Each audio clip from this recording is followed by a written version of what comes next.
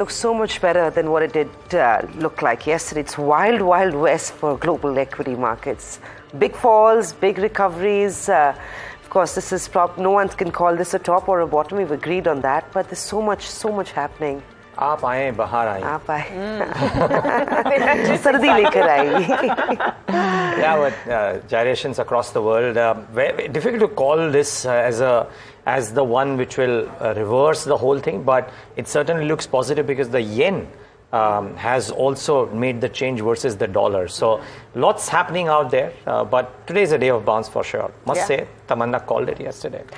Well, I didn't want to toot my own horn, but thankfully you've done it. But actually, if you watched all of our coverage yesterday, we talked about a couple of things that could happen, and one of them was very strong policy statements.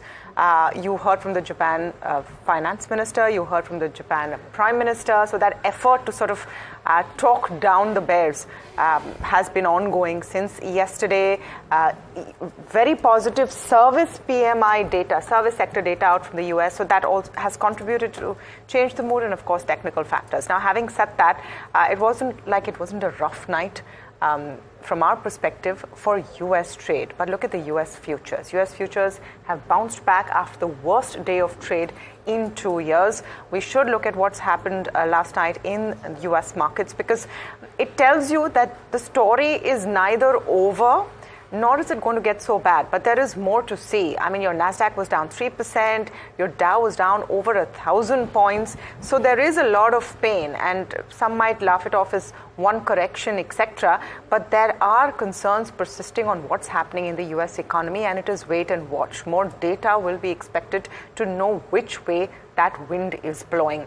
Now let's just talk a little bit more about what happened. The AI sell-off is one theme which could last a little longer than the kind of correction we saw. Because remember, AI-led stocks had run up the most as well. So for example, Nvidia lost 6% and Apple was down about 5%. So companies which are betting very heavily on AI and were running up because of that could see a bit of a pullback.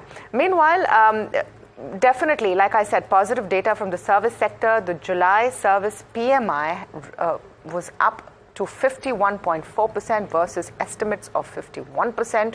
That has seen a boost, which is why you saw the 10-year also rebound to some extent. After that positive data, it was at 3.84%, so higher than yesterday.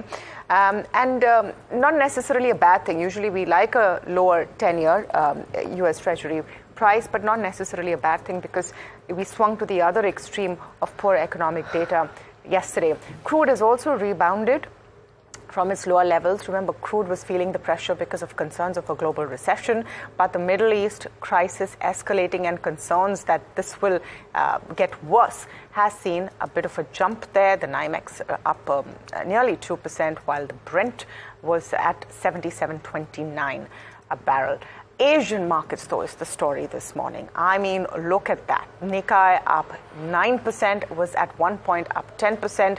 At one point in trade, pretty much all the losses from yesterday regained. Kospi doing very well as well. Last I saw, Kospi was up about 5%.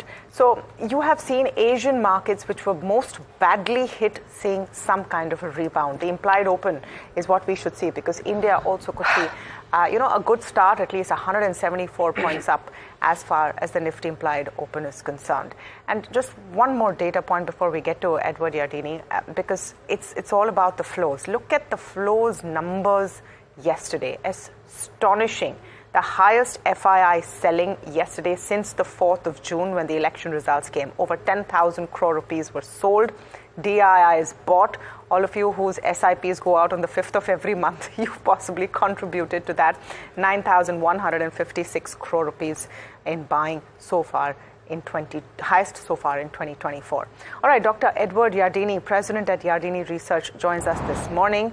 Very good morning to you from where we are sitting, but thank you so much for joining us, and always a pleasure to speak with you.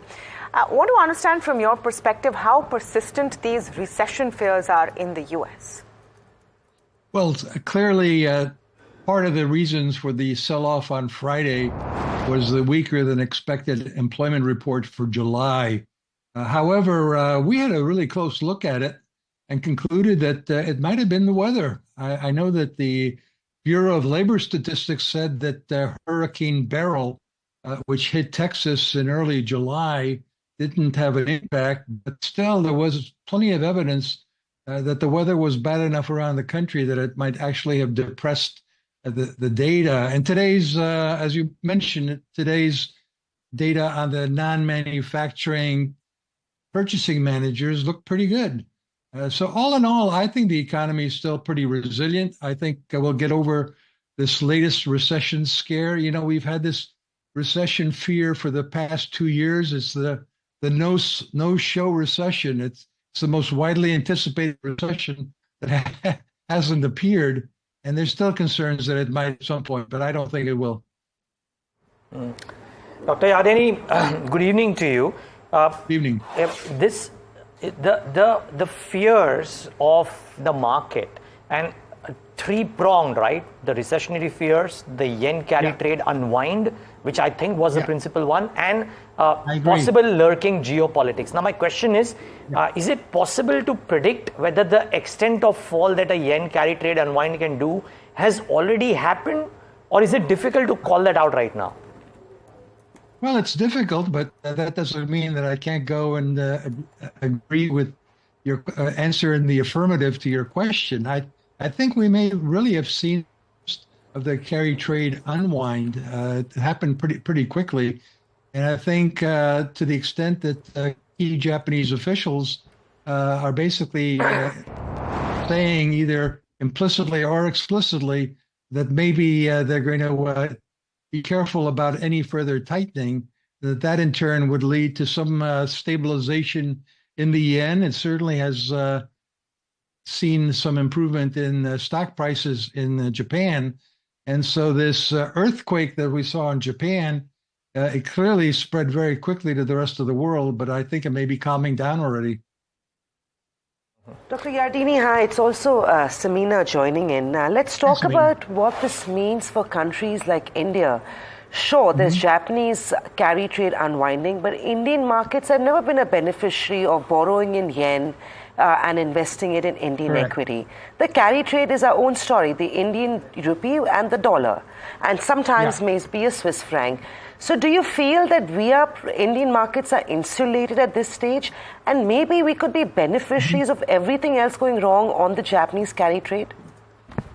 Well, I do. And look, if the Japanese carry trade is still going to be a problem, and it creates some sort of global issue in the global credit markets, causing a global recession, then obviously India would do poorly in that kind of environment. We would all do poorly in that kind of environment. But I think what we've seen is that inflation has come down quite dramatically. By the way, I think one reason that inflation has come down without a global recession, certainly not without a recession in the US and without a recession in India, is that we've actually seen a depression in the Chinese real estate market, and the Chinese have tried to offset that by dumping goods in global markets. And so we've seen a lot of deflation, a lot of price cuts in the exports of China, and a lot of high value added kind of goods, including automobiles. I think that in turn is depressing Germany, which used to be able to sell a lot of cars in China. Now they have competition with all that. So this has all allowed central banks to stop tightening, start moving towards easing. And that suggests that the global economic outlook is pretty promising. And I think the US and India both benefit from that kind of outlook. Dr. Yardeni, just from the Indian perspective, trying to understand whether India now continues to look or looks like an increasingly attractive market from the context of foreign flows. Since the start of this year, at least, foreign flows haven't really come in.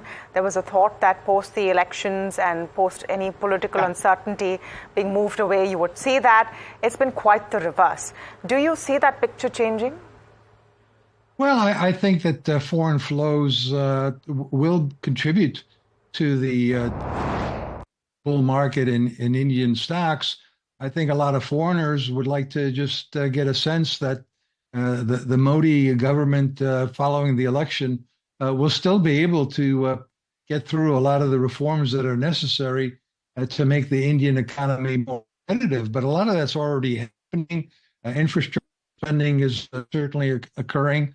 A lot of the kind of transportation problems that India faces with regards to global companies, I think those will be resolved over time. And so I think foreign investors will continue to increasingly go to India. The only problem is it's not cheap. It's not as though it hasn't been discovered. The Indian stock market has done extremely well, but rightly so. Right. Dr. Yardeni, one quick question. As an investor, what should one be looking to do? Should investors be waiting before they make portfolio changes? Should it be incremental tweaks? Should it be big adjustments with all the information that we have at hand right now?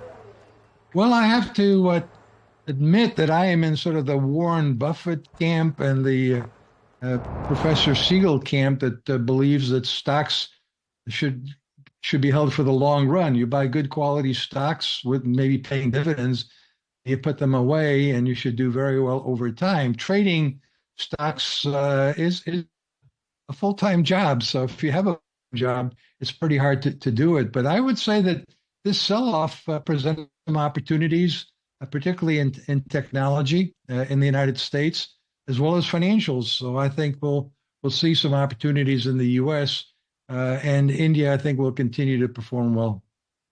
Okay. Well, Dr. Yardeni, thanks so much for joining in today. I've just signed up for Yardeni Quick Takes, and we'll look forward to reading in praise of profits. Well, that's the view from Edward Yardeni, and believes that India could be in a sweet spot. The yen carry trade unwind, one of the principal reasons for the sharp drop, he believes at least. And he believes that that is probably more or less done. At least that's the submission that I got. Let's wait and watch if that indeed turns out to be true. But, just one more thing in terms of summation. I found it very interesting that this jobs data that shook up the whole world for the last 24 hours, he's saying it's the weather.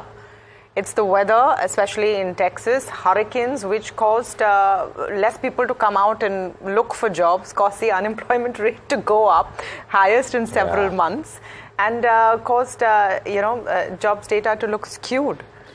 And that's a great perspective to have, considering it caused such a huge fear.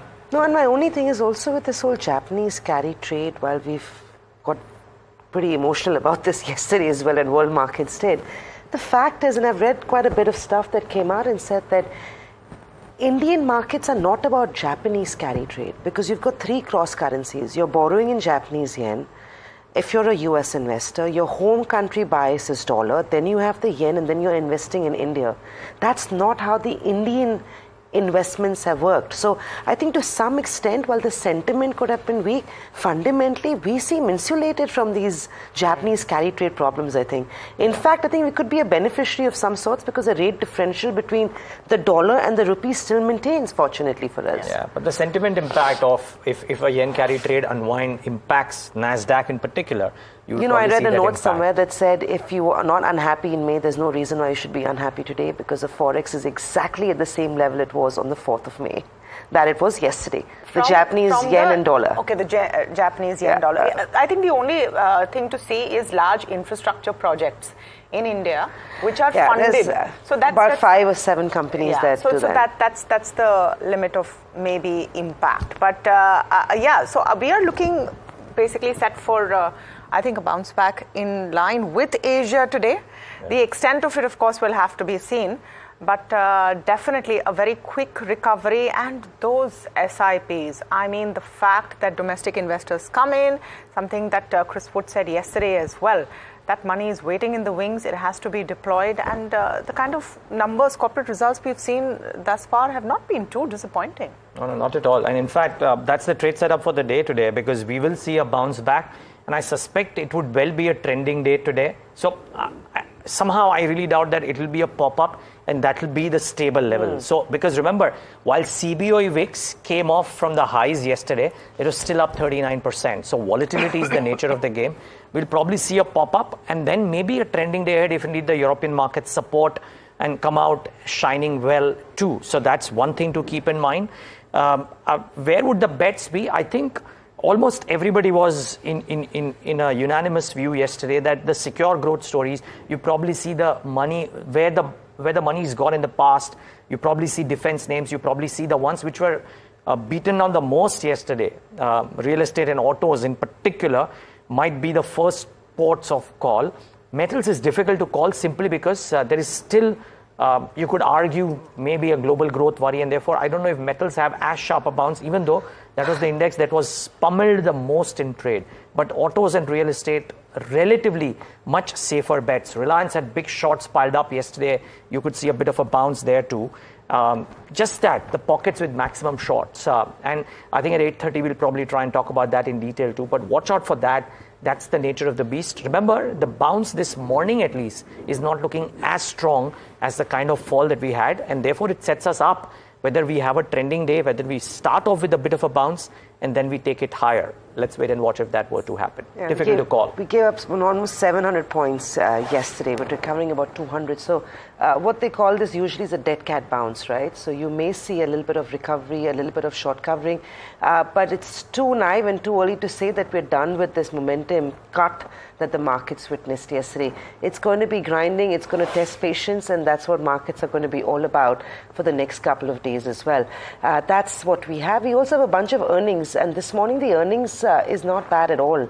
A couple of them that I have and that I've been tracking actually would do well. And also I think very quickly on this whole Bangladesh impact on trade, that may impact a few companies, but I think from a more macro perspective, defense stocks could stand to gain significantly more this morning. As our borders become uncertain, Bangladesh, you have neighbors that may turn out to lead to some sort of uncertainty politically. And if that does happen, you will see stocks that play the defense piece. So your Zen Technologies, your PDL, HAL will only sentimentally stand to gain if that really happens. So I think that's one thing you want to keep an eye on over the next couple of days. And this is what a number of promoters and founders of defense company have told us. They've said, as your borders are unstable and unsecure, one thing you need to do as a country is invest in that. But traditionally for India, and the way we are located now, it seems like. So for India, Pakistan and China have You've also got Sri Lanka. Have been the issue. No, in terms of an actual threat, Pakistan only because it's funded by China, and China because it's that huge of an economic power.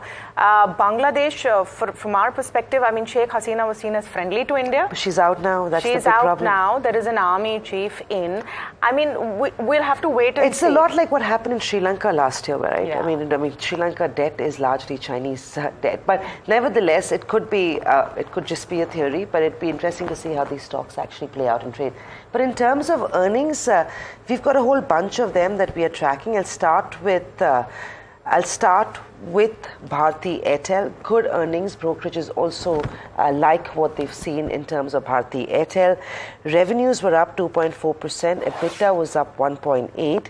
Margins have remained largely flat, so there's been no changes on the margin front for Bharti Airtel. Net profit is up about 128%. Now that is largely on back of an exceptional item that we've seen in the quarter. Mobile services ARPUs have also risen 1%, and there was that one-off interest waiver. That was what impacted profitability in a big way.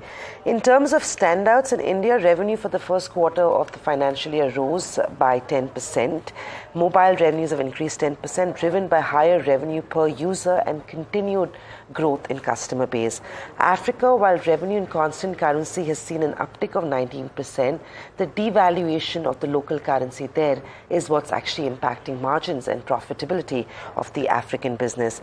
ARPUs have also improved in this quarter versus what we saw in the same quarter last year to 211 rupees versus 200 on back of good quality and high revenue, high profitability customer base being added for Bharti Airtel. So all in all, good numbers. Daulat Capital and Citi both seem impressed. They've said they're largely in line and they like what they see with Bharti Airtel. Along with that, a few more to stand out in terms of earnings was Brigade Enterprise. Revenues were up 65%. We've seen them report their pre-sale numbers, and those have been phenomenal so far. Once again, a good quarter for Brigade Enterprise. Revenues up 65%. Net profit has gone up nearly 4x. Margins have improved marginally at 27.2 versus 26.8. And expenses have also grown by about 53% in this quarter for Brigade Enterprise. Now, what the management has said in their release is that while the revenue number looks pretty healthy, they believe that because of elections and few auspicious dates in the previous quarter, their top line hasn't grown that significantly or as significantly as they would have liked. Real estate continues to be the standout. The revenue there came in at 707 crores. Leasing revenue fetched about 260 crores. Pre-sales also were up 10% in this quarter, and average realizations have also improved. So all in all, good quarter for Brigade Enterprise. And looking ahead as well on back of those pre-sale numbers, it seems like the performance of Brigade could continue and they would deliver quarter on quarter. Tata Chemicals, on the other hand, another tough quarter, and we've been reporting on Tata Chemicals now for quite some time, and it doesn't seem to be ending in terms of the pain that this company is feeling. Revenues are down 10%, EBITDA is down 45%, margins have again crashed almost 9% to 15.1 versus 24.7. Profits are down nearly 70% for the quarter. Revenues came in lower due to lower realizations across various regions. Profits were impacted by lower soda ash prices and demand that continues to remain subdued. Earnings also impacted due to price cuts due to rising competition. So remember, for Tata Chemicals, soda ash is their biggest business. That continues to remain subdued. While there's a little bit of recovery in China, the demand for glass in Europe still remains muted in the US. So until that cycle doesn't start seeing a significant and sustainable recovery, Tata Chemicals will continue to be faced with disappointing earnings. The stock was already down 3% in trade yesterday. It'd be good to see what it does this morning. Maybe another rough start for Tata Chem. Everything was down. Yeah, actually. Apart from ITC, Tata Consumer, those ones did okay, right? Marico did okay, HUL did okay. Brigade also, good to see a company, real estate company whose stock has run up and has also got decent numbers, because the real estate pack and their results have been mixed, I would say, in most cases. Yeah, just that one thing on Tata Chemicals, atrocious quarter, just that it's come exactly in line with estimates. The Bloomberg estimates to the T on net profit, 190 crores, 191 crores, and on the margins as well. I mean, 15.5 was the estimate, 15.1 is the delivery. So that's probably the only solace for a Tata Chemicals today, because otherwise the stock might be taken to the cleaners. But because it's in line with estimates on a day which is moving up higher, maybe the reaction could be a bit more. Bit less. Kinder. Yeah, kinder is the word. And I think one thing that may help is the intent of sort of cleaning up their balance sheet. They are looking at doing some debt repayment. So if that comes to the rescue, maybe it will work. But just because your expectations are low and you deliver weak numbers doesn't mean you should be saved, right? If today's day of trade. Yeah, today is also going to be, I would say, a bit strange in the sense you're coming off a massive sell-off. So you might have a rising tide, which helps even those who don't deserve it as much in that sense. ONGC could be one of those, because numbers are, I would say, its revenues are completely flat. At least EBITDA has beaten estimates in terms of expectations. There's a hit, of course, on margins and profits. The biggest reason is lower gas production and realizations, which have weighed on earnings, and this was, in a sense, expected. So let's look at the core numbers. Revenues are completely flat at 1.66 lakh crores. EBITDA is down 6%, but it's better than what was expected.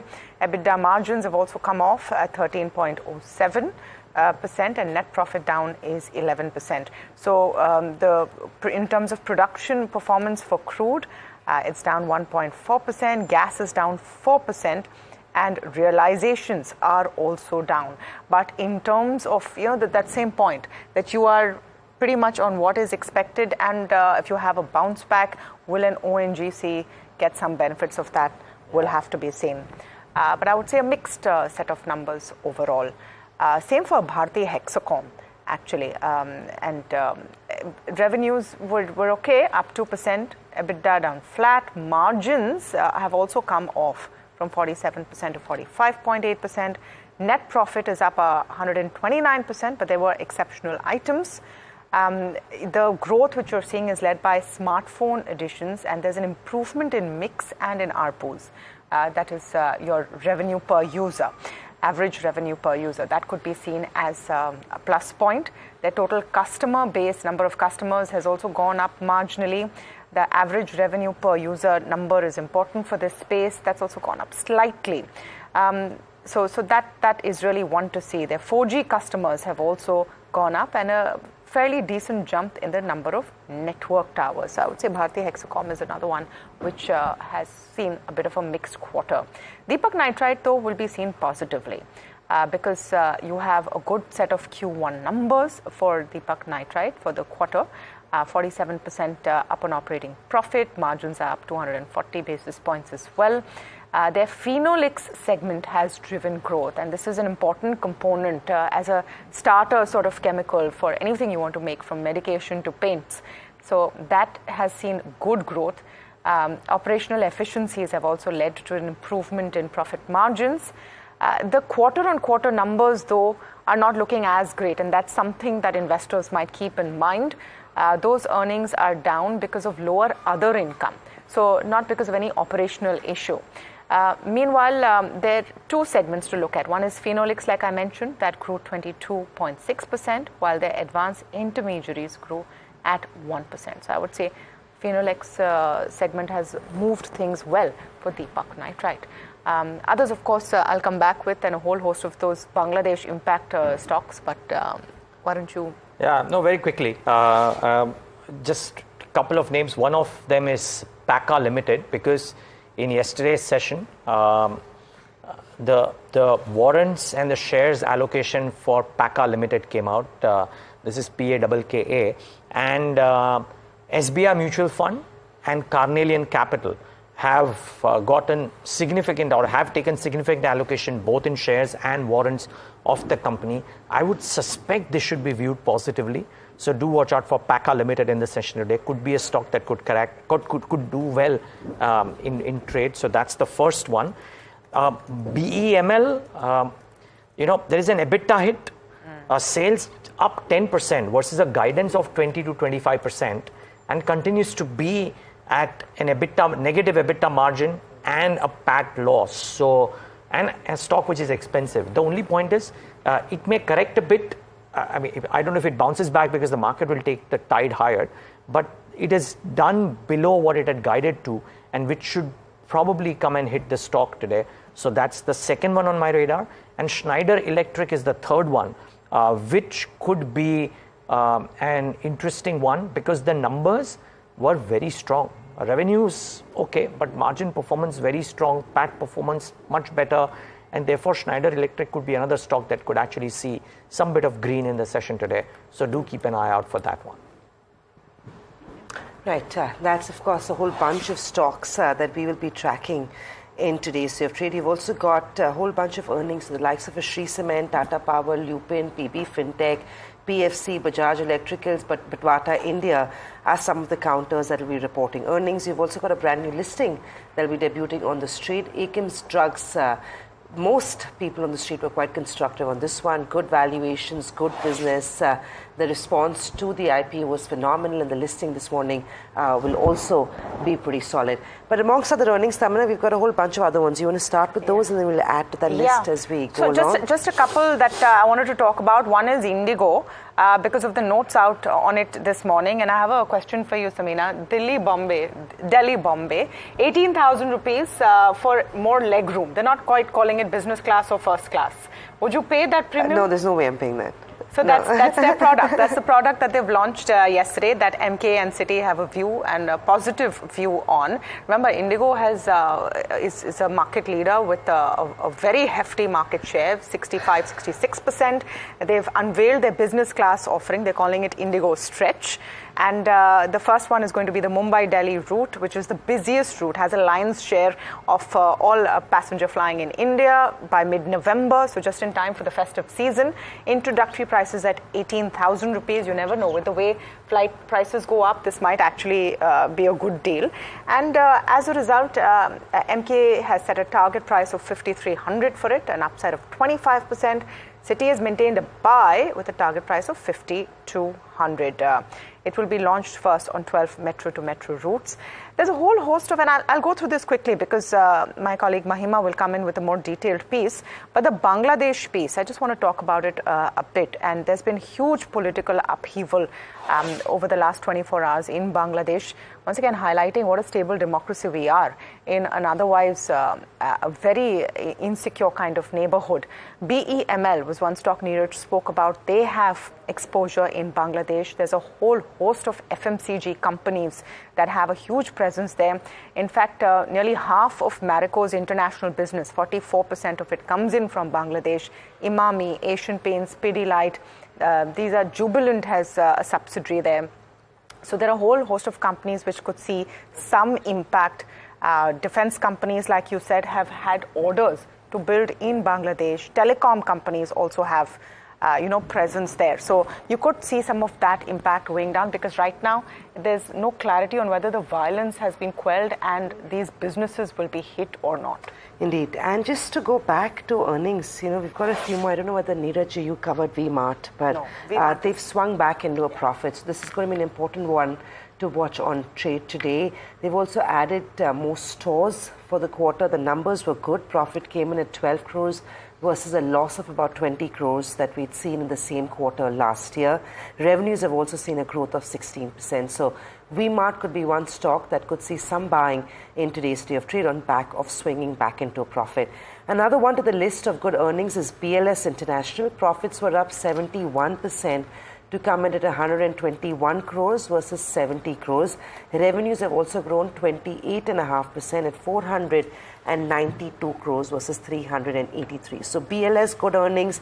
V-Mart, strong numbers. Triveni Turbine, I know Niraj has mentioned, again, strong earnings there. Motherson Sumi Wiring, profits have jumped 20%. Revenues have also grown 17%. So these are three more companies that will report or have reported good earnings, and the markets will be rewarding them and on the get-go this morning. But of course, the focus remains on D Street at large, whether or not you should be buying the dip, whether or not you should be using the dry powder that you've kept aside, anticipating a correction. From what we understand, Niraj is standing by with more on that. Niraj, is interesting. I spoke to a lot of people yesterday, and while people have been sitting on dry powder now, all the way back from October 2023, yesterday, most people came out and allocated 10% at least of the dry powder that was sitting on the sidelines. So it does seem like every dip is getting bought into. Now, whether that's the case and whether that should be the case, please tell us. Yep. So $1 million question, right? Buy the dip or stay put. Now, the key questions facing all investors, or Indian investors at least, will Indian markets again see the buy on dip? Will geopolitics, coupled with recession fears, outweigh India's growth promise and growth stability? And how deep can the yen carry trade impact be? Some of these are not answerable per se, but what we've tried to do is just get you some global opinion from the notes that have come out this morning. So Victor Schwetz of Macquarie has put out a note essentially summarizing what dangers are investors facing. He says that the sell-off was precipitated by confluence of events, potentially disruptive unwind of yen carry trade being one principal reason, perception that the Fed is behind the curve, investor concerns that the tech bubble is bursting, again goes back to the yen impact, and geopolitical adventurism. In his note, he says that when the West is seen this volatile, some economies or some authoritarian regimes might go on political adventurism. And that is something that he's characterized. Now, whether that leads to some more geopolitical tensions, who knows? But his point is that, he's asking whether does it require to join the stampede or create a buying opportunity, because yesterday's move, he's called a stampede, and he says that although stampedes are inherently unpredictable, we view it closer to irrational, thus creating a buying opportunity rather than selling opportunities. So that's the first view that has come in. CLSA, which has wrote a note on Japanese equities, says that this was less a growth scare than a panic about the yen, specifically for Japan. And CLSA believes that Japanese equities are now might be bottoming out. And for back home, I'm just using this because Japan was the most impacted stock market. And Jefferies on India says that the risk is on the downside, given one of the longest streaks of a bull run. They maintain their defensive stance, and their preferred large cap laggards are private lenders, staples, L&T, and two-wheelers. So if you believe Jefferies, this is the nature of stocks you should buy. If you believe Macquarie's Victor Schwetz, maybe this is a buying opportunity. And if you believe a lot of people that you hear on NDTV Profit, then selectively go out and buy, because the views are still divided. Back to you guys.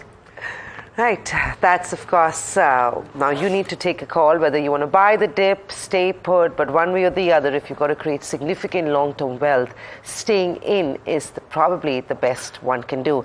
It's not timing the market, remember it's time in the market, and that's what anybody who's created significant wealth will tell you.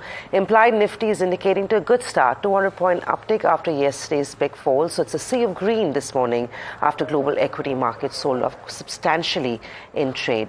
We'll take a break. We'll come back. We'll tell you where all the F&O action is. Yesterday, of course, we threatened the 20-day moving average, but this morning, the setup looks relatively better.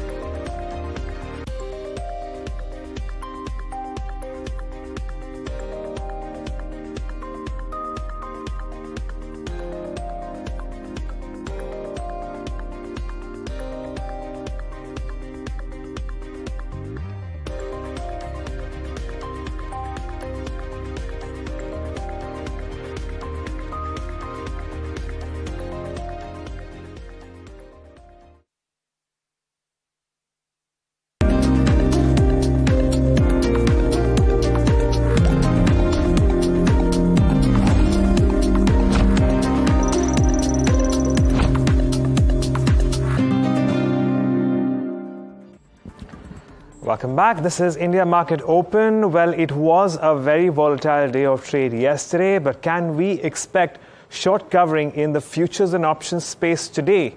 Let's wait and watch. But how are Qs panning out? Now, yesterday was a day of trade where the Nifty came off by quite an extent.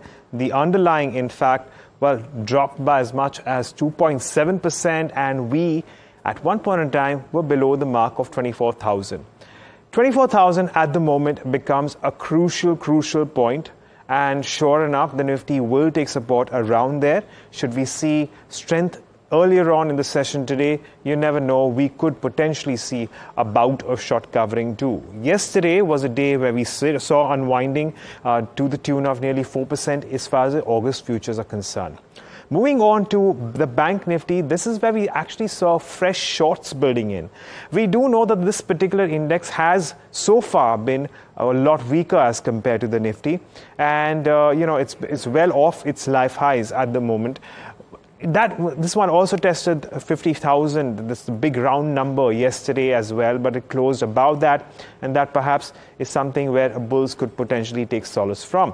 Now, as we move into the options market and talk about how things are faring there, perhaps unexpected lines, a lot of writing around higher level calls, and still just look at the kind of traction that we've seen around the 24,000 put. The most amount of open interest, which means that it certainly will, throw up some amount of support, some amount of the resistance as well towards the downside as far as 24,000 is concerned as well. Moving on to Nifty again, it's going to be a tough one to call. We've seen expansion in option premium, so it's always a positive, especially given traders in general like to sell this particular Nifty expiry. But moving on in terms of stocks, naturally it was a day of trade where we saw a lot of red. Dr. Lal Pathlabs, Samad and Motherson, PI Industries, Canfin Homes, all of them looking at shorts. Among stocks which saw unwinding, well, there was only long unwinding largely. Birlasoft, India Mart, Granules, Chamel Fertilizers and MCX. But the question really is that can we expect a short covering today? Well, let's get an expert here. We have Amit Goel of Amit Ventures who's joining us on the show. Amit, morning. Thank you so much for joining in. Well, let's start off with your view on the Bank Nifty, because that clearly is taking everyone by a little bit of surprise here. But I believe you have a contrarian view. How are you looking at things here? Hi, good morning, Agam, and thank you for having me again. And very good morning to all your viewers. Yes, I do have a contrarian bullish view on Bank Nifty, simply because I feel that whatever fall that we have witnessed in the last few trading sessions has probably, the time has come for it to cool off or something. The global cues also point to us in that direction, especially if you look at Nikkei, the way it has bounced back yesterday with a 9% up move today. Even the futures in the US market show that we are probably looking for a positive open today. Since why I'm referring to the global cues so much is because the fall also has been pretty much led by the global cues and not really the domestic parameters. So I'm trying to play the contrarian view here in Bank Nifty simply because I do see a support building up at 50,000 levels. If you notice the option chain also, the 50,000 put has a lot of strength over there. And yesterday the way it was defended points me towards this fact. Now, the kind of view that I want to play out is slightly different. I would start with an intraday view, wherein we would, at about 10 o'clock, once the market settles, and if the Bank Nifty spot ranges between 50 and 50,200, we would start with selling the 28th August expiry 50,000 put. It's a naked put, mind you. But since it's in the intraday, and once the market is settled, we start with that. We will have a spot SL at 49,500. Suppose the market falls below, and by that time we would probably make a loss of about 5,000. But if the trade works out in our favor and we do see a bout of short covering and there is a rally in Bank Nifty, we could hold on to this position to extract the maximum gain of about 14,000. But if traders want to hold on to it overnight, and if they are in profits only, they could consider buying the 49,000 put as an hedge and convert this naked put on an overnight basis into a bull put spread, which is a bullish trade. Well, an interesting strategy, and to remind our viewers, under no circumstances, if you are new in this market, should you be able to take an overnight position without buying the recommended, outlier, as well as Amit has mentioned. In this case, of course, it will be the 49,000 put, because it becomes an extremely risky bet to carry on a naked short overnight. That said, at the moment, though, it's a fairly simple and straightforward strategy that Amit is looking to play on an intraday basis. And with that, that's how he's looking at the Bank Nifty. And it does seem like we could potentially see a good day of trade as far as the benchmarks are concerned, given the kind of volatility and relative stability when it comes to global markets, at least for today. But that said, Amit, let's move on and talk about LTI Mindtree as well. Why is that one on your radar? So I was looking at the price action. Obviously, if you look at the most of the F&O stocks, we would see a very strong downward move. Creating fresh shorts here probably does not offer me a great risk to reward on a higher time basis. So I was looking at possible reversal candidates. And interestingly, when I noticed LTIM's price action, it was what you would term as a bullish Morubozu candle, wherein the open and low were the same and it closed near the top. While it was still a negative close of about 2%, I still feel that given the price action at the lower levels, there is some strength building up here. This is again a contra view, simply because the market has fallen so much. I do not have a great risk to reward on the downside, so I'm trying to play on the upside. Here the trade is very simple. It's a simple bull call spread, wherein we will buy the 29th August expiries 5,400 call and sell the 29th August expiry 5,500 call, which is basically a bull call spread, and we will play for the upside. We will keep a rupee stop loss of about 3,500, since the strategy is a debit spread and we lose on account of time decay. The maximum profit on this trade is likely to be about 8,500 if we, if the counter moves in our favor and sustains that move. The maximum, the margin required is about 35,000. The trade logic is simple, that we see a price reversal in terms of the candlestick pattern, which is known as the Morubozu, and also the global cues again seems to support this view, especially with Nasdaq futures trading upwards of about nearly 2% in the morning. Thanks. All right. Well, so a simple, straightforward bull call spread where you in fact are buying a 5,400 call, and against that you're selling a 5,500 call, playing LTI Mindtree for the upside with a maximum profit potential of around 8,500 rupees per contract. But on that note, Amit, taking a moment to thank you for joining us and taking us through your views in the markets, and of course helping us with a handful of option strategies that we can work around with. With that, it's back to you. Thank you for that. Another big story really, and what's been happening is what's happening in Bangladesh, where Sheikh Hasina had to be airlifted in a chopper. She was brought to the Hindon base in India, and there are reports now that she could be going to London. Protesters actually broke into her residence and she had a threat to her life. Now, while there is political uncertainty in Bangladesh, and, we've been talking all of this time on the impact of the Japanese yen on India. The fact is that the neighborhood matters more because of the extent of investment Indian companies have made in Bangladesh. In fact, Mahima, with the help of all her colleagues in the research team, has put together this pretty extensive list on how much skin in the game we have when it comes to Bangladesh. Yes, Mahima? Right, Tamanna. So a lot of companies have a significant presence in Bangladesh. I'll break it down for the viewers sector-wise. From the FMCG pack, we have Marico, where 11% of the total revenue comes from Bangladesh and 44% of the total international revenue comes from Bangladesh. They've said that by FY27, this 44% will go down to 40%. Imami also has a wholly owned subsidiary in Bangladesh, and FY24 around 17,400 revenue. So 6% of the revenue for Imami comes from Bangladesh overall.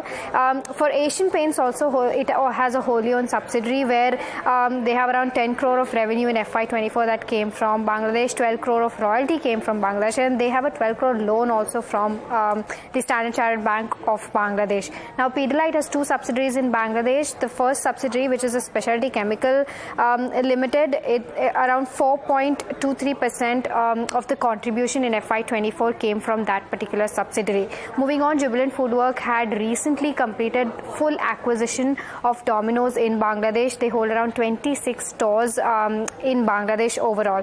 Godrej Consumer also has a wholly owned subsidiary in Bangladesh. Now, VIP Industry, this is an interesting one where 30 to 35% of their capacity is sourced from Bangladesh. So this could be one of the company that could get impacted. Now, a bunch of railway companies also have significant presence in Bangladesh.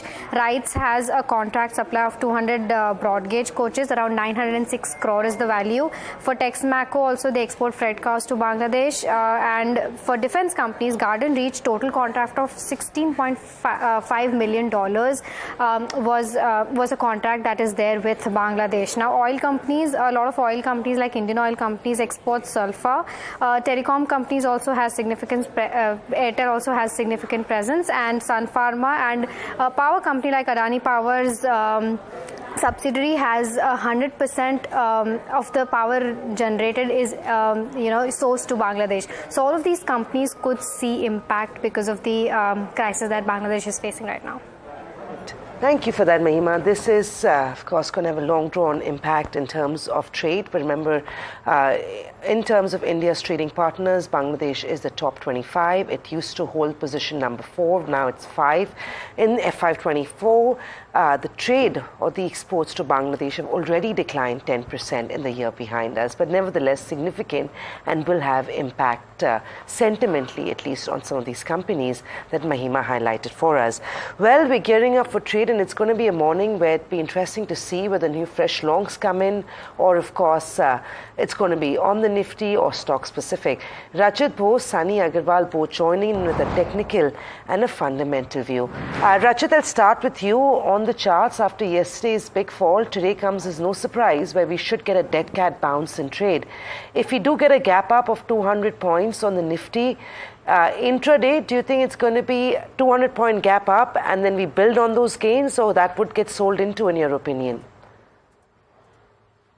Yeah, I would say that there is a possibility of a gap up opening, and then we need to see how things pan out. But the fact that the VIX rose by 42.23% in a single trading session, even on June 4, it went up by only 27%. So this is the VIX rising in such a manner is definitely something to worry about. But if you are talking about a dead cat bounce, then I would say yes, because the place where this whole crisis originated, I'm not talking about Bangladesh, that maybe a stock-specific impact will happen. But if you look at the two key indices today, as they are trading now, that is Nikkei and Hang Seng. Nikkei has given a bounce, but the problem is that in Nikkei there is a death cross. When I say death cross, it means the gradients of the two moving averages are sharply down, and the shorter term 20-day moving average is piercing the 50-day moving average there. So even if you see a bounce there, even there it would fall. And the S&P 500 also did not show much of, it is almost trying to test its 200 exponential moving average. And since we are highly linked with all these, through the FIIs putting in money here, so as you said, a dead cat bounce can happen. And at higher levels, you can expect some selling. And what used to happen earlier, that may not be the case this time. That is, one day fall and immediately a rise, that may not happen. This fall may continue after a dead cat bounce. And the key levels to watch out for will be 23,900, 24,000 to about 23,900. Will be a very important level. After that, it can slide down. If that gets taken out, then there could be a fall to something like 23,800, and thereafter 23,500 will be a major support area. Regarding the Bank Nifty, yes, Bank Nifty is not as much weak as the Nifty, but even Bank Nifty has got some problem in the sense that it needs to take out 50,100 mark. If that level is taken out decisively, thereafter there will be another level to watch out for, and that would be a major key resistance level. Now earlier that was a support, that is 50,400. If 50,400 can be taken out by the Bank Nifty, then you will see that the bank is giving a bounce. Rajat, if anybody initiated fresh longs on the Nifty yesterday before closing, would you advise them to exit those longs in opening this morning or hold the position till closing today? I would say that, had somebody initiated a long position in the Nifty at the day's low yesterday, then you have some cushion. And as I said, if 24,000 gets taken out on the downside, then it would be better for that person to actually exit. Otherwise, I would say that one can stay put with a stop below 23,897. Sunny, good morning to you. Great to have you on as well on what is an important day. The question is that when there is sort of a pullback after a harsh day, what do you bet on? Is it going to be those spaces which got hurt the most? So, for example, real estate was one of those, your defense, PSUs, etc. Or are you going to stick to the safe bets or the pharma and consumption stories of the world? Yeah, good morning, everyone. I think one should stick to the companies where we have seen a very good set of earning growth during the June quarter, and outlook is pretty good. A case in point, companies like Amber Enterprises, Indian Hotel, Zomato, Just Dial, Natco Pharma, Amara Raja Battery. I think ultimately these are those companies which will find a lot of institution interest on every dip. So maybe a gradual deployment is the right strategy. I don't know at what levels the Nifty will stabilize. But ultimately, what I believe is that companies which are likely to deliver healthy earning growth over the next 3 to 4 quarters, they are the first companies where we will see a lot of institution and HNI retail buying emerging at a lower levels. Among the large cap, few good names, which few companies which we like are among the defensive name is ITC. I think HPCL is one of the company which we like among the ONC space. We have seen a decent correction in the crude oil prices also, and at the same time, with their Barmer refinery going on stream in next 1.5 years, I think the company has potential to deliver close to 30 to 40,000 crore EBITDA 2 years down the line, trading at 80,000 crore market cap. I think it's a pretty good risk reward ratio. ICICI Bank among the bank, I think a very a good kind of a trajectory where we will see a 13 to 14 kind of percent advances growth. So I think a few mix of few large cap and decent mid-size name can be added gradually over the period of next 2 to 3 months. Right. Rajat, what are you doing with oil and gas stocks with crude at a 6-month low? I'd imagine HPCL, BPCL, IOC could extend in today's trade. Could they be good trades today?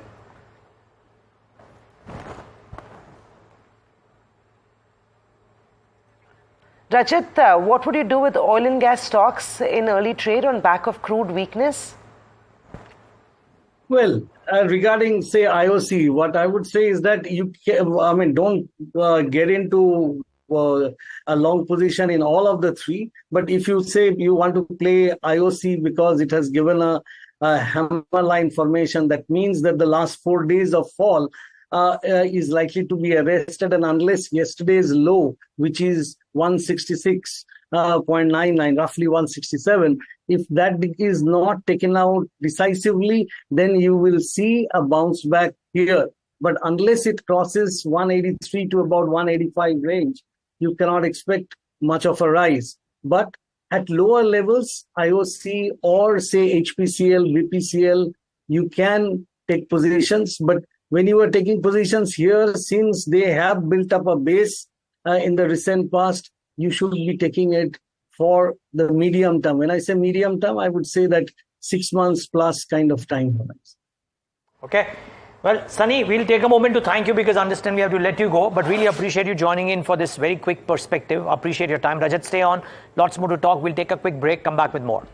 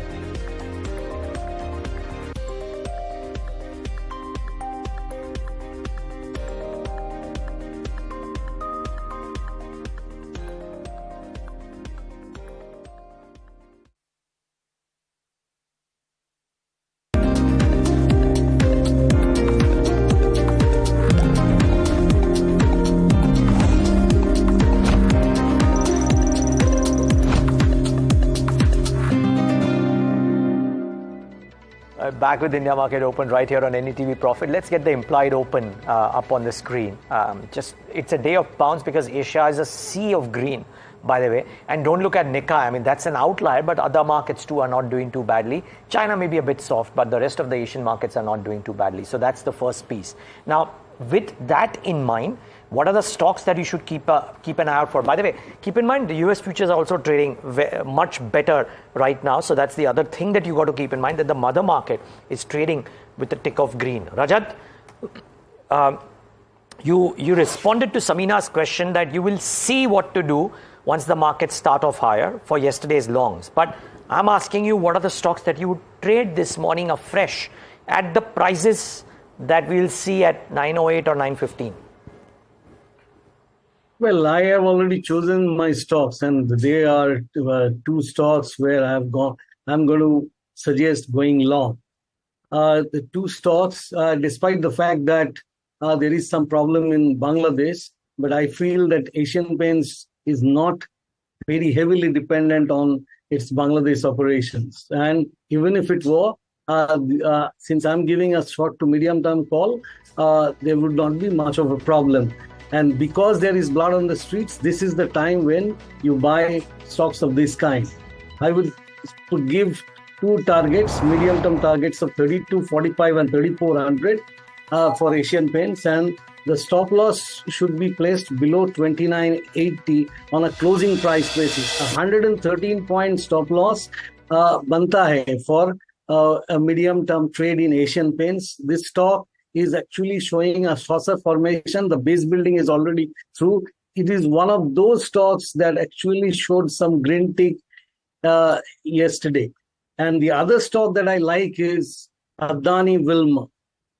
I like this stock hell of a lot, although I do not have a personal position, because each time I wanted a personal position, I actually find that I've already given recommendation to my clients. So SEBI norms doesn't permit me to take position in this. But Adani Wilmar has a flat base formation, and from there it is going up and heavy volumes. So Adani Wilmar has much less risk, but it has got much higher potential. The targets are 411, 434 and 459, and I would suggest a stop loss below 357. It closed yesterday at 382. This is a stock that you hold. You are definitely going to make money over the medium to long term. This stock looks really very good. And I have no predilection that I am talking on a channel that is owned by the same group. Okay. Point well noted. Watch out for Adani Wilmar, by the way.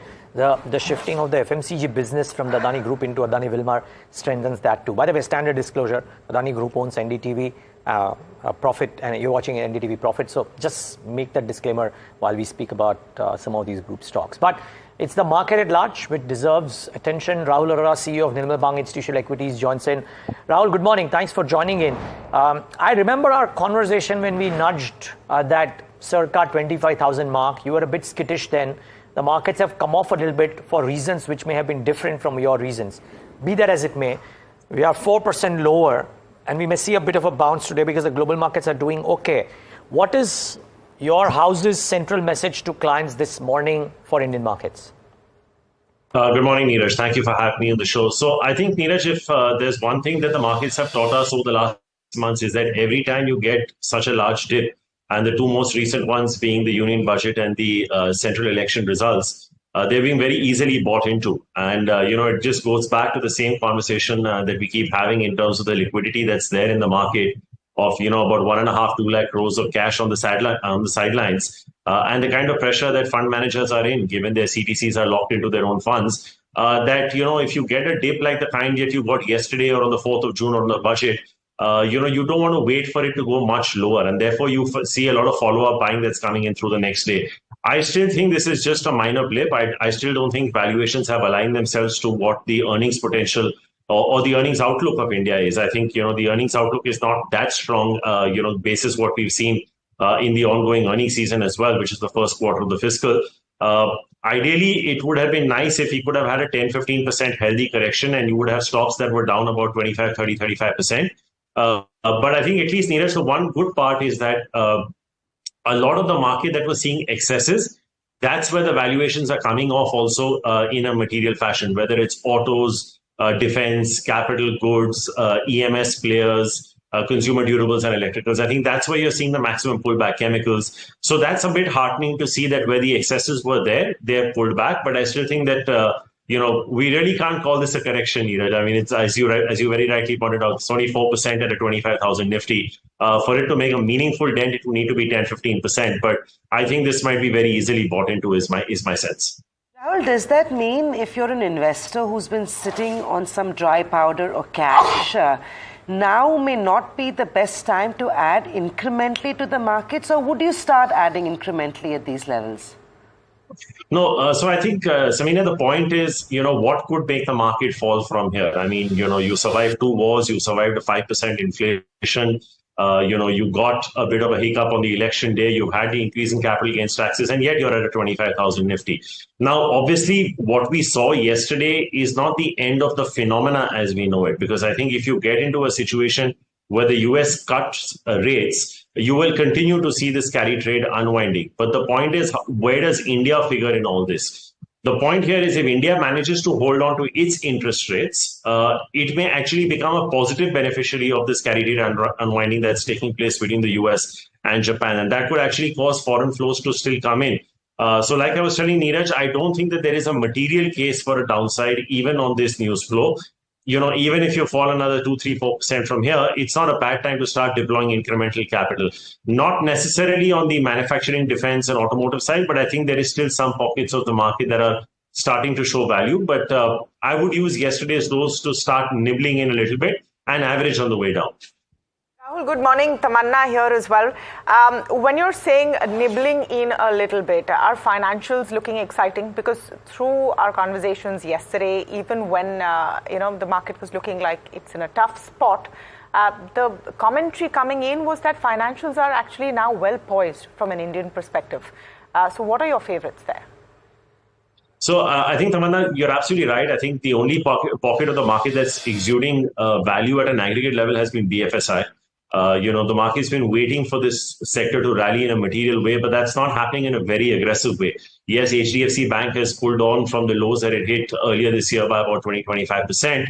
But I think valuations are still not out of whack. I think if you look at, say, an ICICI Bank, that's probably the most expensive banking stock in India today at about 2.5 times. Axis would be shy of that. IndusInd would be at about 1.5.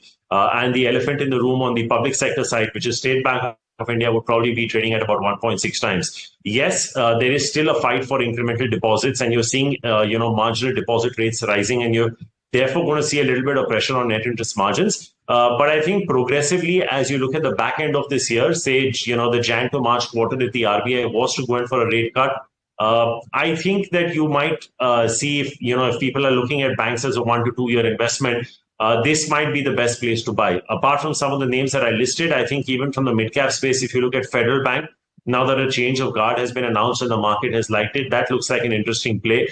And let's not forget, the first order that the Prime Minister signed after resuming office for the third time was a housing order. So I think housing finance companies could also be, interesting. We like names like Aavas and Home First Finance. And lastly, I think insurance, again, a pocket of the market that really hasn't done too much. ICICI Pru Life, in terms of stock price performance, has been one of the best results this quarter.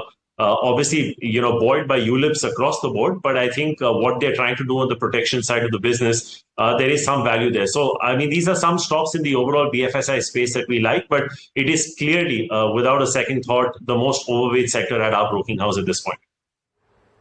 Wow. Okay. Most overweight sector, and that is life insurance. So very interesting. We'll take views from Rajat Bose on some of these insurance companies as well. But a good time as the pre-open rates are just settling down. Good time to get in, Anushi, with a list of some of the stocks that should be kept on your radar. Anushi. Hey, morning Niraj. So I'll start off with the earnings list first. Now the first one on the list is Tata Chemicals. So overall, if we see on the first glance, a weak set of numbers, but the numbers were majorly in line. So if you see the revenue, that was about 10% down, while the EBITDA was about 45% down. But do note that the revenue was down due to the lower realization across the regions, while the profits were impacted by lower soda ash prices and subdued demand over here. Again, the earnings impact that we are seeing is due to price cuts in November amid the rising competition scenario. But the company does expect to record a 400 crore of incredible EBITDA by FY26, so that remains on a watch out for. Margins, if we see, they have also narrowed down to 15% of range as compared to 24%, 7%. So this is on Tata Chemicals. But moving on to Triveni Turbine over here, good set of numbers, 23% of revenue growth, while EBITDA saw about a 34% jump, and margins inched upwards to 20.5% as compared to 18.9%. So if you have to look at over here, the revenue growth was led by the domestic sales, which increased by 27%, while the export sales increased by about 19%. The company also saw an order booking of about 636 crore in the quarter, which took the order book value to about 1,726 crore. So moving next to Motherson Sumi, now in the Q1, the company reported a 16.7% of growth at 2,185 crore, which was in line with the Bloomberg estimate of 2,184 crore. Well, EBITDA saw about a 15% growth, and margins were net in line at 10.9% versus the 11.1% last year. If we are to see the key highlights for this company, also the revenue growth was supported by the increasing volumes, and we see the revenue growth sustaining despite the higher raw material costs that the company has been seeing, along with the startup costs, which are mitigated by the operational efficiencies. And the last one on the list is Deepak Nitrite, which saw about a 23% revenue growth, while the 47% growth in its EBITDA. Margins were at 14% as compared to 11.9%. And the over here, advanced intermediaries saw about a 1% growth, while the phenolox segment saw about a 26.26% growth. So these are the four stocks which were in focus today and will remain in focus. Okay, so it's going to be a bit about results as well, and you're seeing that in how the pre-open session has panned out. It's closed about 0.5% up on Nifty. BLS International, Brigade, Schneider Electric, some of the winners there, and all on the back of the kind of results they've come in with. A quick word from Rahul Arora before we get the top brokerages of the day. Rahul, do you think that that's really the theme, that you're going to get that investor love or trader love if you've performed on your corporate numbers, and no easy way out there? I think that's right, Tamanna. I think if you look at this result season, it's told you that, right? I think any stock that has done well, including large cap names and including the fourth quarter results that we saw in April, May, they've been rewarded with a 5 to 15% upside. And conversely, for anything that's missed, it's been punished with a 5 to 15% downside, regardless of it being market cap oriented. So I think it is going to be very stock specific. Like I was saying a little earlier, barring BFSI, it's a little difficult to take an overall top-down view on any sector right now. You'd have to be very stock-specific. But I think, the issue, Tamanna, is we've been analyzing upgrades to downgrades at our broking house at the end of every quarter.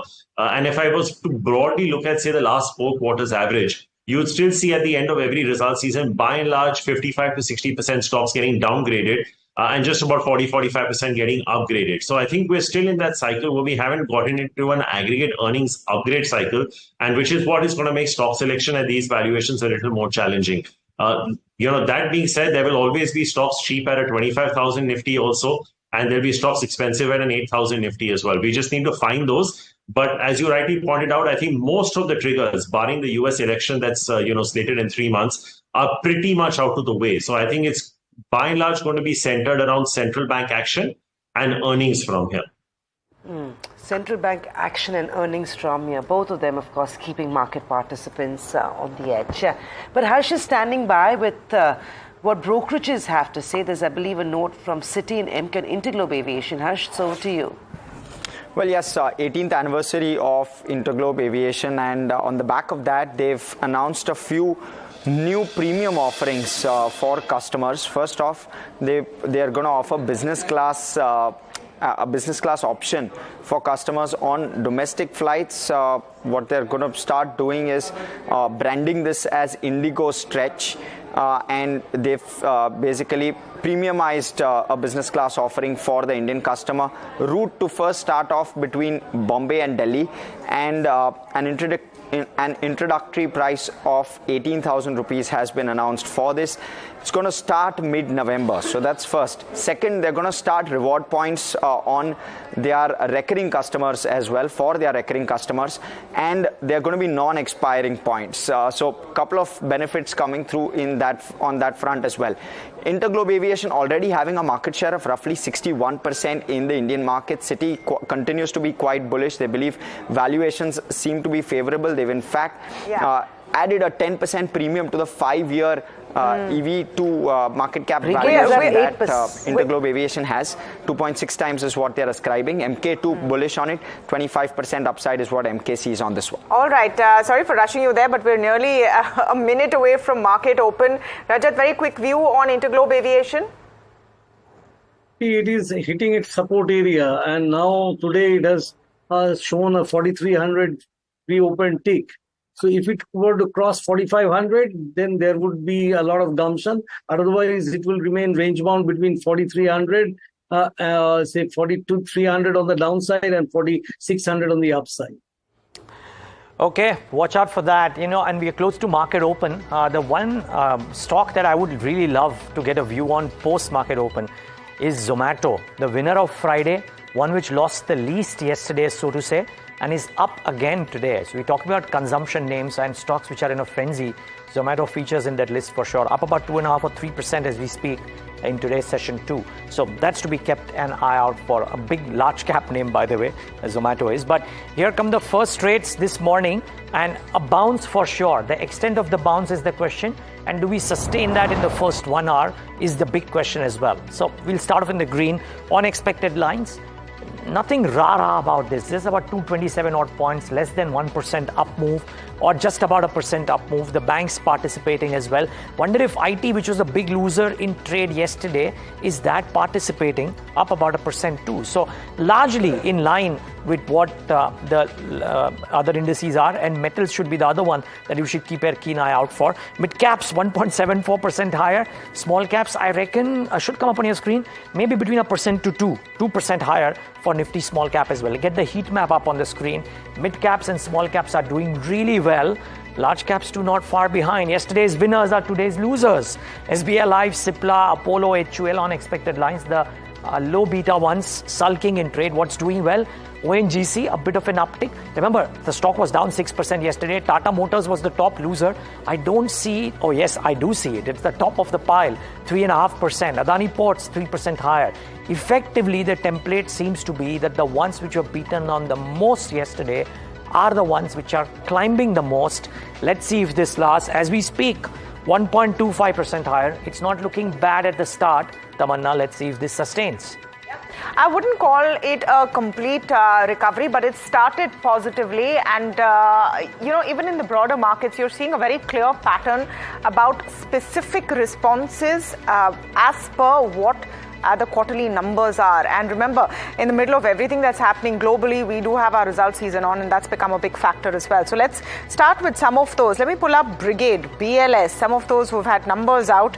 Triveni, Turbine, Schneider, for example, all of them with numbers which beat street expectations. In a sense, you've seen that with ONGC as well.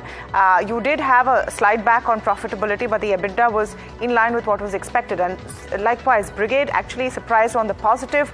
BLS on the positive as well. Both stocks about 6% up right now. Let me also look at some of those others. Triveni, Turbine, Schneider have seen a good set of numbers. Let's pull up Bharti Hexacom. Look at Schneider up 9%. If you'd watched our stocks to watch list this morning, Niraj spoke about Schneider Electric. Triveni is also something that we covered. Bharti Hexacom has seen a good view from JP Morgan. They've remained overweight and set a target price of 1,280. 180. That stock is up this morning. We've been talking a lot about Indigo's business class launch. Two positive brokerage notes, about 2% up on that stock. I'll just pull up an Angel one as well. Their business update has come for the last month, and their client acquisition has gone up 85% year on year in the month of July. So all of this has worked out. Like I said, it's largely positive. I won't say a runaway up move to make up for yesterday's losses, but definitely on opening, the sentiment is positive. The broader market's also doing pretty much what the benchmark is. So the Nifty 500 is eking out gains this morning. It is largely performing better than the benchmark. The small cap index up 2%, the micro cap index and the mid cap index all trading with gains of nearly 2%. Stock of the morning has to be Zomato. So no apparent reason, but the stock post its earnings has been on a tear. Another 6% being added on Zomato on extremely healthy volumes. Now this is what you call a shining star. We did talk to Karan Turani just before the weekend on Friday, and he did say that his target and the whole host of target prices for brokerages range anywhere from 300 all the way going up to 370 rupees. So very, very constructive on Zomato. It's up about 120 rupees in 1 quarter itself, and 270 now on the day that the markets are just about finding their feet after yesterday's sell-off. PFC and REC, both those counters have some exposure in terms of borrowing in the Japanese yen. The market might have punished them yesterday, but this morning there's some more sanity returning to the street. PFC and REC both doing well in trade this morning. Cera Sanitary is having a pleasant morning, 7.5% higher. Again, good volumes on that counter too. The stock is trading healthy. BLS International, I think Tamanna mentioned that, and Triveni Turbine, those are both earnings reaction, and both those counters trading with solid gains. Lux Industries is up and about 5% higher in trade. Samvardhan Motherson Wiring, another company that reported numbers beat street expectation. The stock gets a thumbs up, 5.5% higher in trade is what we have. Brigade, along with it, it's taking the whole real estate back higher. So Brigade is of course reacting to earnings. Let's take a look at V-Mart as well. They've turned into profits, turned into black this quarter after 12% on V-Mart. So that turns out to be a top gaining stock this morning. It's reported a strong profit of about 12 crores versus a loss of 20 crores this company had seen in the same quarter last year. So on back of that, you're seeing a big move coming in on V-Mart this morning. Tata Motors is looking good. Welspun Corp is having a good day. Nuvama Wealth is up 4%. Railway counters are looking strong. Inox Wind is up 4%. Yes Bank, so mid-cap banking names are also looking fairly good in early trade this morning. A quick check on what's on the sell side, and it's a handful of counters. So off the Nifty 500, you've only got 6 to 7 counters that are trading subdued. The rest of the market trades the positive bias. Gokuldas Exports is also up 8%. On the sell side, Sirma on back of earnings is down 4.5%. Marico maybe on the Bangladesh impact is trading with a cut of 3.5%. Arkian has had a very strong run last week. Some profit taking this morning, maybe because chemicals aren't seeing the light of the day just yet. Arkian is also trading the 2% cut. But apart from that, nothing else looks weak this morning. Rahul, you want to comment on this one? Anything that's defensive facing, consumption facing, more India-centric, domestic themes, could those be sectors one could add incremental allocations to, in your opinion? Or for now, it's best to just stay put and not add anything more to these sectors at least? So I think, Samina, the way to play domestic consumption, sorry to sound like a bit of a broken record here, but it'll probably be through banks. And I'll tell you why. Because I think if you look at, let's say, FMCG, since you pointed consumption, most FMCG stocks since the fourth quarter's results till now are up between 25 to 35%. Save ITC, which is probably trading at about 27, 28 times. The rest of the consumption pack in India trades anywhere between 45 to 60 times. Now, if you look at the result season gone by, barring Britannia and Tata Consumer, which reported volume growth of about 8 and 10% respectively, though Tata Consumer's beverage volume growth was 0, the others are still at about, that 2 to 5%. So I'm not really sure if I want to be paying those kind of valuations for these kind of volume growths just yet. Consumer discretionary could be interesting from the point of view of hotels and aviation. But, it gets me a little concerned that low-cost airlines are now trying to become full-service airlines. In the past, we've had instances like Jet Airways and Kingfisher where the markets have not really taken too kindly to such kind of moves. So, profitability is one of the key reasons that Indigo got its valuations. But I think the hotel sector in India is doing remarkably well. And I heard you guys talking about Zomato. It was actually one of my biggest calls, when the stock was at 45, it was literally a sitting duck at that point. Stock's up dramatically since then, about 6x. But I think this could go a very similar way to Westlife, because I think there was a very long period where Westlife was a loss-making company. It realigned its focus to cash flows and return ratios, and subsequently got re-rated multiple times over. So that could be an interesting play, because I think even if you look at insurance, to go back to where we started, there's a lot of interest coming in Policy Bazaar. So people are saying, should we just buy the aggregator instead of buying individual stocks and try and take the benefit? So I think these would be some ways that I could probably look at playing consumer discretionary, but consumer staples, by and large, I think at this point, I'd stay away. Maybe you could throw in an Alcobev. We like the beer sector, so we're fairly positive on United Breweries at that as well. It's interesting, Rahul. We were just, we were thinking about your view on Zomato, and it's interesting you came in with Zomato. Just want to understand that in that consumption space or discretionary consumption space, what is the next bet like a Zomato? Do you see any merit in a delivery? Would you wait to see what Swiggy does when it comes in? At these valuations, there is no next Zomato, to be very honest. I think, at 40, you remember at the peak of the lockdown, Indian hotels had dropped down to 60, Inox had dropped down to 180, 200. I mean, these were sitting ducks at that point, and, anyone knew that these were going to be multi-baggers. Obviously, Swiggy, when it comes in, will reference its valuations from Zomato, and it'll get a listing pop, and generally things, you do see a sway in investor sentiment for the short term. We saw that when Burger King listed as the only direct competitor to McDonald's. But I think eventually the incumbent, sort of gets its mojo back.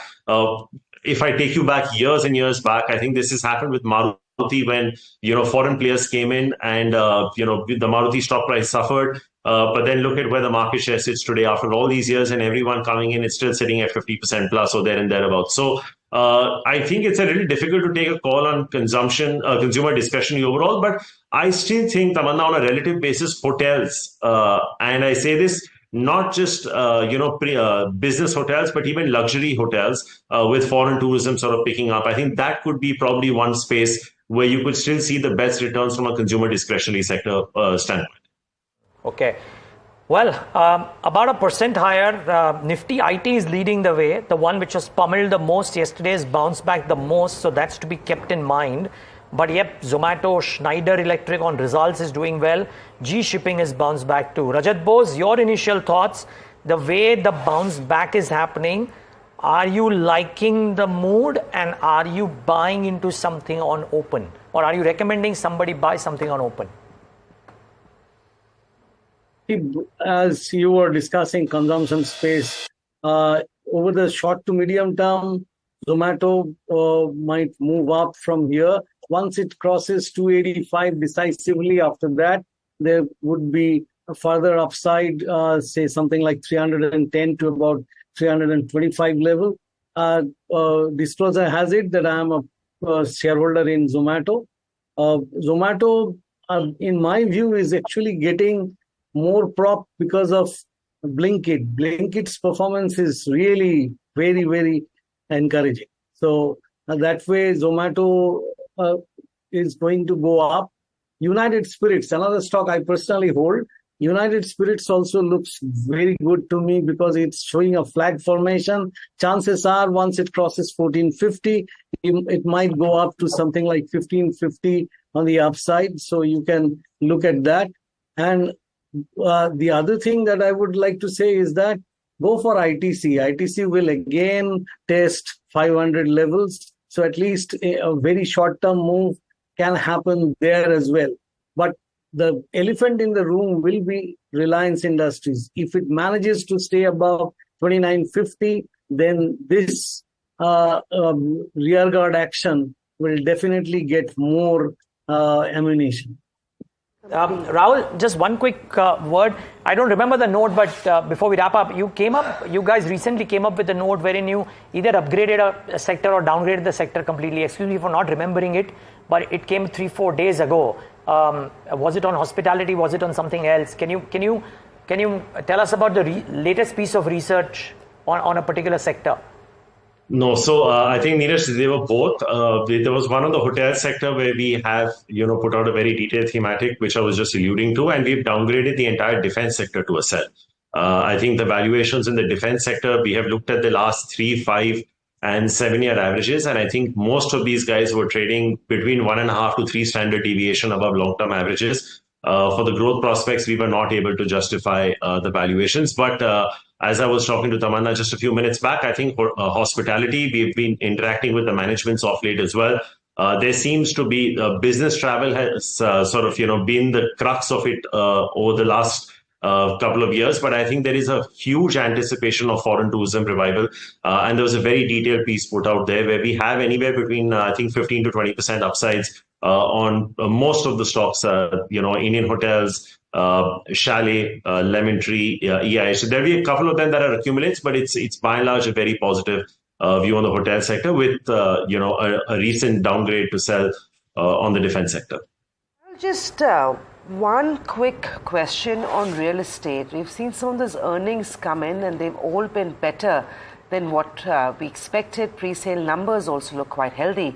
Now, with this whole debate on indexation and what it's going to do for the sector is anybody's guess, but keeping in mind everything that we have, how do you approach the realty pack? Are you a buyer into this sector? And if yes, if you've got any preferences here, that should be helpful. Samina, interestingly, the Prime Minister often quotes that 65% of India's population is under the age of 35. And K.K. Mistry used to always say when he was at HDFC that the average age of India buying its first house is somewhere between 35 to 40. So that's the extent of the demand that's there. But I think right from 2020 till now, the kind of home sales that have happened, I don't think that when you look at the absolute rate of growth, I don't think that's going to be, that much. I think the focus may shift a little bit towards commercial and retail as opposed to residential, because as you rightly pointed out, some of these have had very, very sharp runs.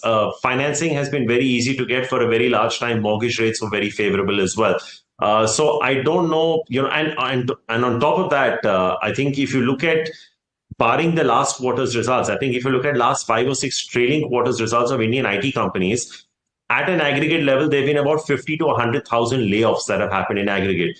So that would affect the South market in a very material way. And the replacement of a real estate property is very, very large. Once you buy a house, I think it sticks with you for at least 15, 20 years before you, sort of go out and buy your next one. So I would not be as gung-ho on real estate today as I would say a few years back. Real estate ancillaries, where the replacement cycles are shorter, for sure, whether it's tiles, paints, etc. We could have that discussion separately. Or maybe even housing finance, but predominantly real estate, I would probably start looking more at commercial and retail than I would probably look at residential real estate. Rajat, keen to know your take on the real estate space. Various reasons why it's up today. One of them could obviously be because they were worst hit yesterday. But are you seeing anything interesting here for a medium term or a short term trade? Say that you can buy for a short term, take very short term, I would say things like Godrej Properties or DLF. But the point is that I quite agree with Rahul that at the moment real estate may not be in focus, and only there might be some scalping opportunities and things like that. If they go further up, you will see even the best of the lot, just as I said, Godrej Properties or DLF might also invite fresh selling. So they have extended their run quite a bit. And I really compliment Rahul on putting a sell on the whole of the defense sector.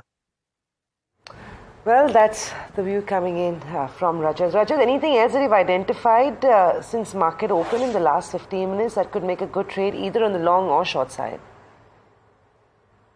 Well, you can buy, say, a stock like Ashok Leyland, which is now around 250. If it crosses 253, then it can go up to something like 266.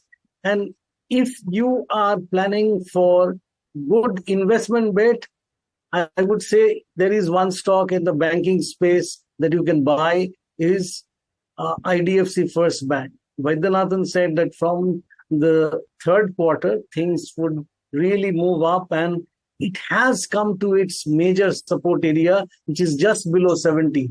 So your risk is much less, and it's a slow mover, but you will get good opportunities. Rahul, just wanted to know if you have a view on autos. They were seeing a lot of seesawing over the last few sessions. Yeah, we do. I think, there has been a reasonable pullback in terms of valuations. We've seen intraday pullbacks in Tata Motors, M&M, Maruti at various points over the last 1 month or so.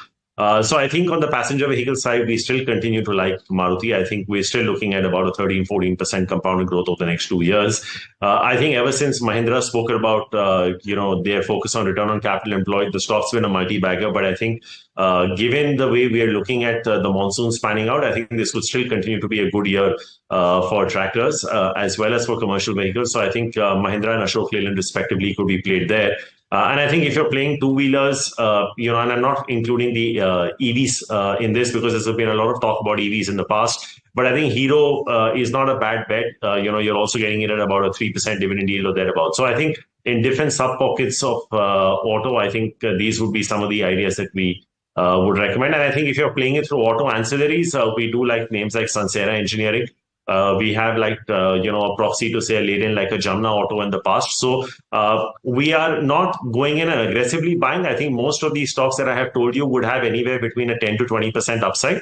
But we are selectively definitely looking at ideas in the auto sector. Okay. Rahul, Rajat, we'll leave it at that. Thanks so much for taking the time out and being with us. So really appreciate your time this morning. Thank you, Niraj. By the way, must mark Nifty IT is the best performing index, 1.7% higher, and it's not one particular stock which might be taking it higher. It's across the board. If you look at the Nifty IT gainers and losers, no losers per se, but Tech Mahindra, HCL Tech, Wipro, Infi, all of them around 2% higher. So it's a broad-based move that's happening in Nifty IT. The other aspect to focus on is Airtel, and what is it that brokerages have made of those results, because the stock is up about 1% and knocking on the doors of 1,500 yet again. Rucha Johnson with what the brokerage view is. Rucha, good morning.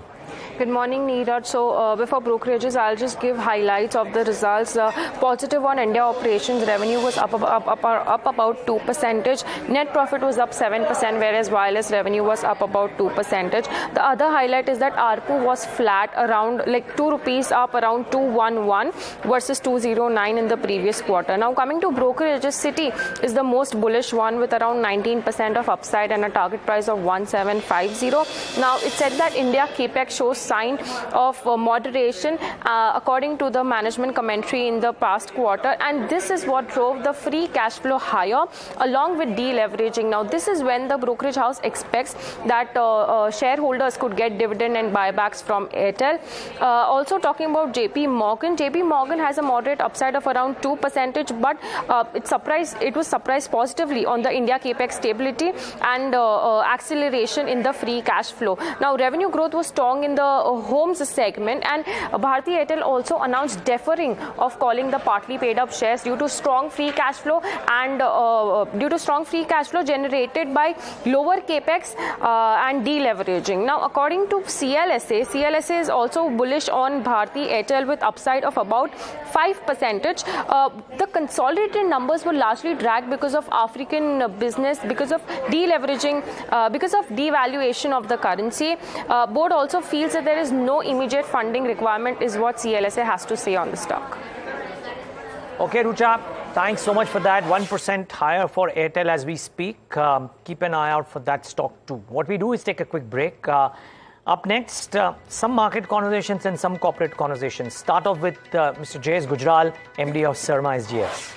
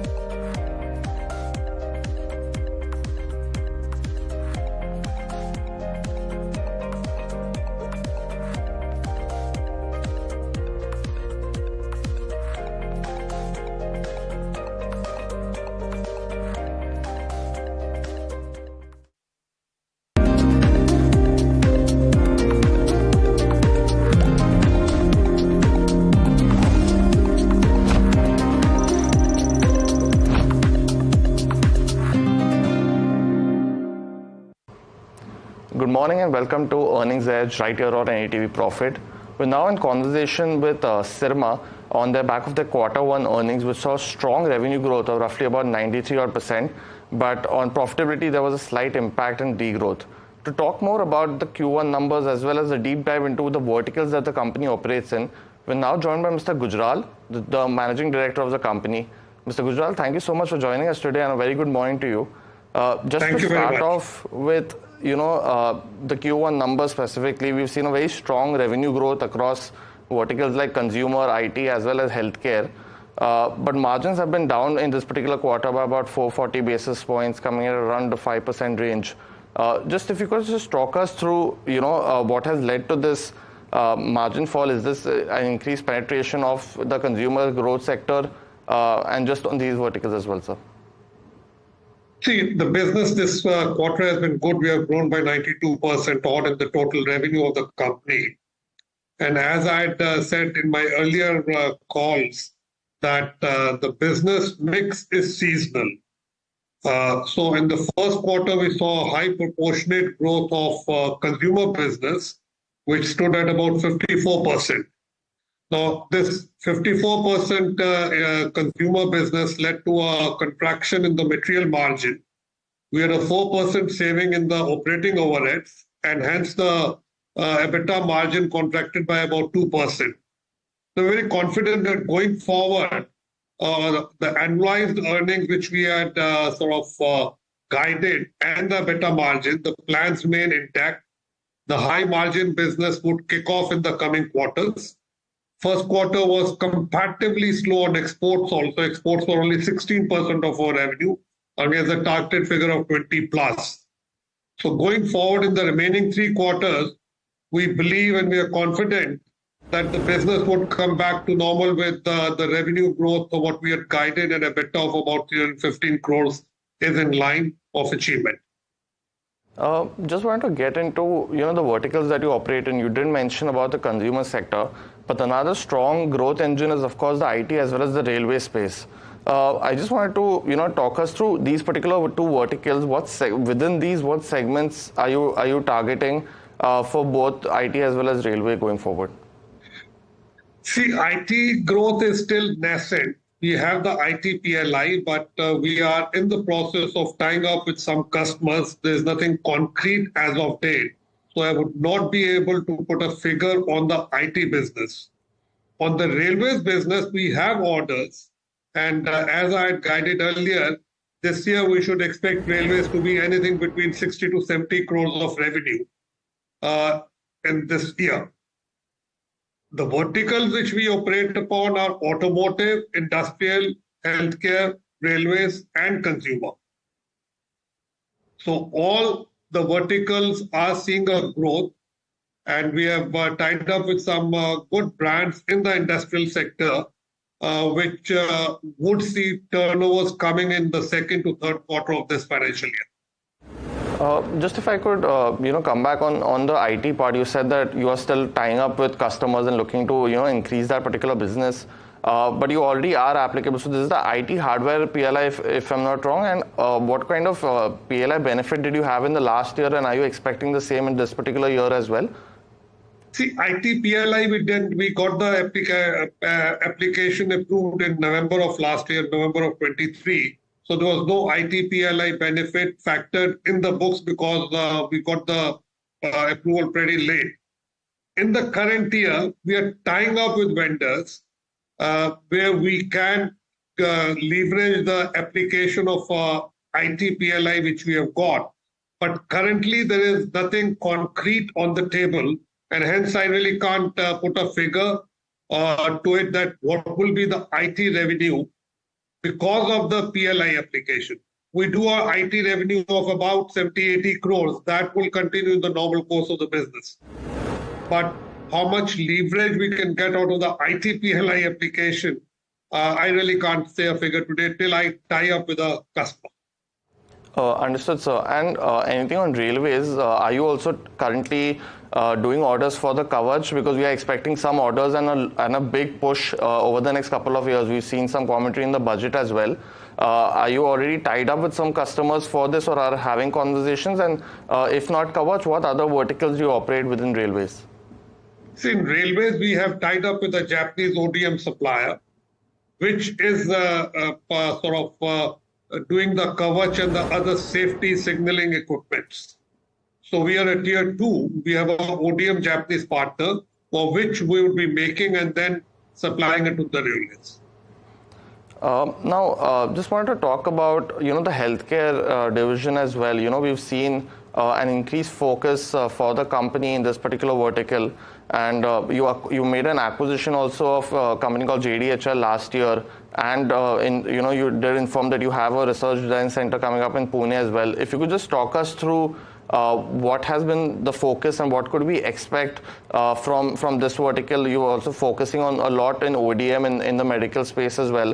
But within the EMS segment, we've seen medical equipment being very subdued for most players. So how, for Sirma specifically, if you could talk us through this vertical and what kind of expectations do you have for this year? See, for the healthcare business, including medtech devices, our plans are intact and we expect to do a significant revenue of about 350 plus crores, which would be both EMS and the products. The design center which we have set up in Pune will be commissioned later part of this month. And we already have got some good leads into the ODM designing contracts. I'm not at liberty to name the customer, but we have got a good $2 million contract on designing for a medical device. The revenues of which, this is a designing income which I am referring to, but the product income would flow it in the coming years, 25, 26, 26, 27. On a whole, the medtech business looks to be on a sound footing. And as I just guided that we should be ending up the year with about 350 crores of healthcare business. Well, Mr. Gujral, thank you so much for joining us today right here at NDTV Profit and speaking to us in a very detailed conversation for Q1. We wish you the best and congratulations for being reappointed for the next 5 years. So look forward to our next conversation as well. But thank you so much for joining us today. Thank you very much. Thank you. Well, that's all the time we have on this edition of Earnings Edge. Stay tuned to NDTV Profit for more.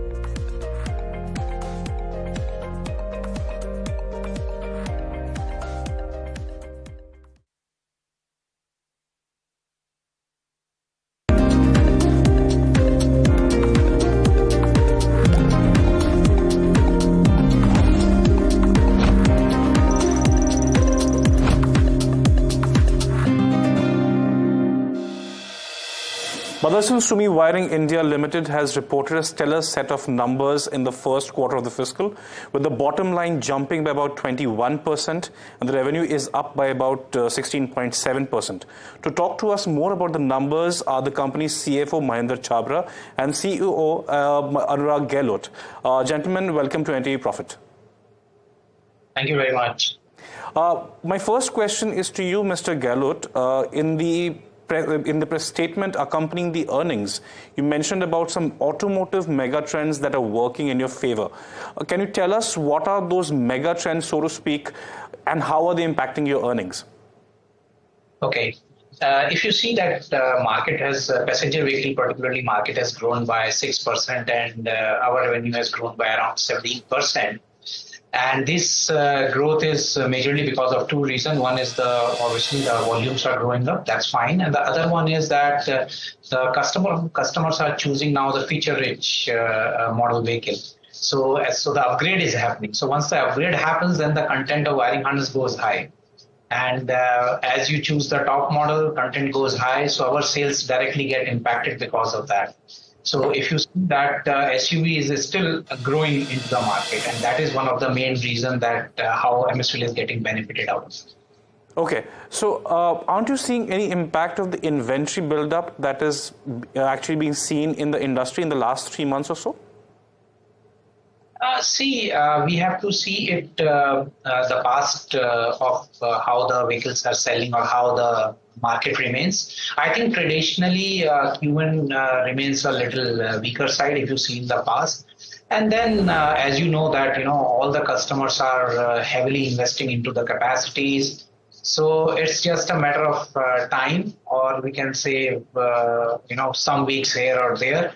And I think market looks positive to us. To add to that answer, there's also a case of price rationalization that we are seeing from OEMs. They're launching new models with certain features. They're reducing the prices of a top-end model. How does that impact you? They say that it's reducing the impact on the supply chain. What is your take on that, sir? This is better. This question is better to ask to the OEMs only, but I can only say that we are very much aligned with to the customer volumes that they are gearing up. And there is no as such impact on us directly because of giving their offering to the market. Mr. Chabra, coming to you, we see that your EBITDA is up about 15%, but there's a marginal decline in the margins. That's about 18 basis points decline year on year. Mr. Chabra, can you talk to us more about it? What's the dynamics there? Yeah, so if you look at profitability for the quarter, so first of all, we measure our performance in terms of profitability on ROS, return on capital employed, and there we have a guidance of 40%. And we are well on track to deliver beyond 40% for this quarter as well. However, if you look at the P&L, we also have two plants which are coming up. So there are certain ramp-up costs which have been there in this quarter in the P&L. So to that extent, the EBITDA is getting impacted because of that. But yes, as a profitability, we look at ROS as our measurement, and we are well on track to deliver more than 40%. So the margin impact is mainly due to the new plant that has gone on stream in July? That's right, yes. All right. You also intend to increase the utilization at this particular plant.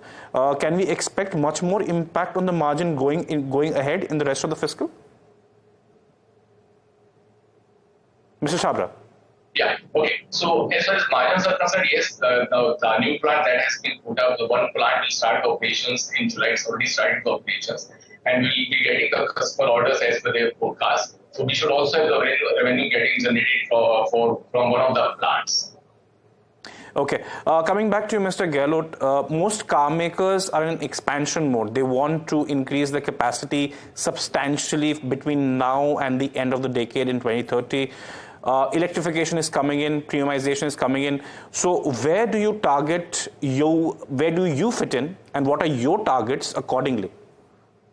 See, if customers are increasing their capacities, we are very much aligned to that. And that's the reason you have seen these two new plants which are coming up. And there are furthermore plants which will be coming up. So we are very much aligned to these customer requirements. Obviously, this is a spread of next 6 to 7 years when these what targets or what volumes they are predicting that they are to achieve. And we are also budgeting ourselves and we are aligning them ourselves according to these increasing capacities in the different location. So, as on today, we are 28 plants and they are very near to the customer vicinity. Obviously, that gives a lot of confidence to the customer also. And communication remains very good. So our all plans are wherever the customers are going, we are just following them. All right, because you actually preempted my next question is that are there any plans for new plants, so to speak, near where the centers are coming in? So any more new plants? Yeah, definitely. You will hear from us maybe later in the year. Okay. Because we are, as I said, we are aligning with the customer requirements and we just follow the customer. So if customer is going in any part of the country, we just try to be very near to them. Okay. Coming back to you, Mr. Chhabra, you say the EV revenue grew by about 50% year on year in the first quarter FY25. What is the percentage of the EV business in the overall revenue at this point of time, Mr. Chhabra?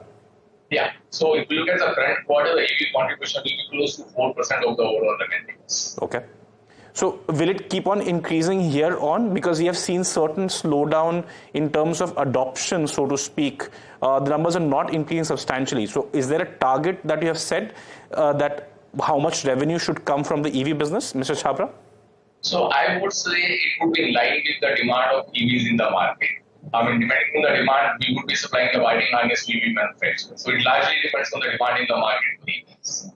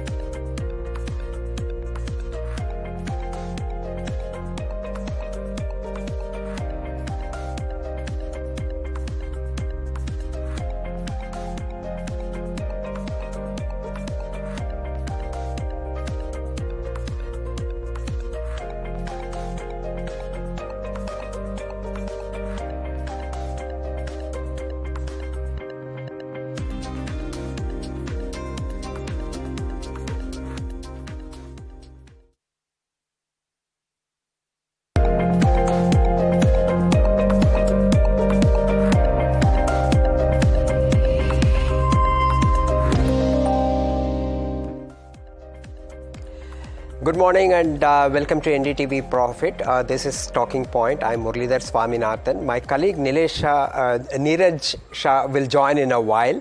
He's had a long morning and he's taking a short break. He'll come back. But the other Mr. Shah, Nilesh Shah, MD of Kotak Mahindra AMC. He is an expert on markets, manages one of the largest mutual funds. We don't need any special introduction.